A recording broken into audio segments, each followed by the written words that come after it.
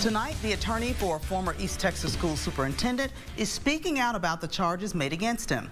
Good evening. Thank you so much for joining us.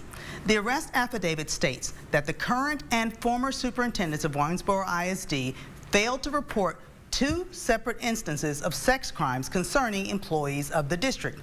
Brian Wilcox, who resigned as superintendent in September, is charged with 2 counts of failure to report child abuse with intent to conceal. He resigned in September.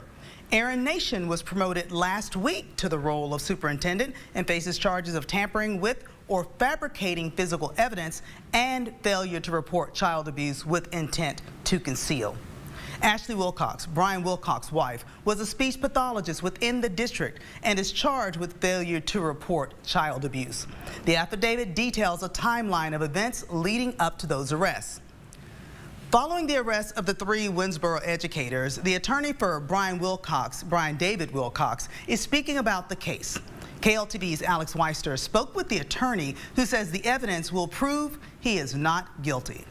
Defense attorney Jed Silverman did not address any of the specifics brought forth in the arrest affidavit, speaking in defense of his client, former Winnsboro ISD superintendent Brian David Wilcox. My client was a respected member of the community, and this has just rocked his world. He's presumed to be innocent. He's not guilty of this offense, and we look forward to getting this case in front of a jury as fast as possible. Wilcox is charged with 2 counts of failure to report child abuse with intent to conceal. According to arrest affidavits, the first case involves an improper relationship between an educator and a student, which the affidavit states Wilcox said he investigated himself and dismissed rather than reporting as required by law. The second case involving a child abuse allegation where a substitute teacher is accused of an improper relationship with a student. Do you feel like your client properly took care of all of the things that were presented to him in this case?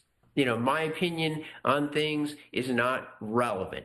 And the judge is going to determine what's relevant, and then it's going to be up to the jury. The affidavit says Wilcox did not report the second case to Winnsboro ISD Police Chief Heath Guy until nearly a week after he was made aware. Guy allegedly made comments about the security of Wilcox's job being placed on leave on June 12th and later terminated by the school board. Do you feel like your client had any sort of retaliatory action against Heath Guy in this case? Motivations, you know, why was a person doing something? What were they doing? What were they thinking? Falls into the category of evidence. Evidence is what is deemed admissible in a courtroom for either a judge or a jury to hear. Wilcox bonded out of the Wood County Jail earlier today.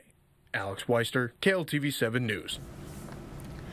Tonight, officials with the city of Winnsboro released this statement saying, while the city is not involved in the operation or governance of the school district, we firmly believe the safety of children must always be the highest priority. We support transparency, accountability, and the ongoing work of law enforcement and the judicial system as they seek to uncover the facts and ensure justice is served. Today, Winnsboro ISD announced a change in leadership. The principal of Winnsboro High School, Cody Holloway, is now the acting district superintendent. Interim girls athletic director Carrie Sanders will fill the role as high school principal. Next week, the current junior high principal, Kim Nash, will take over, while the junior high assistant principal will take her spot as junior high principal. The school board will host a special board meeting this Saturday evening at 5.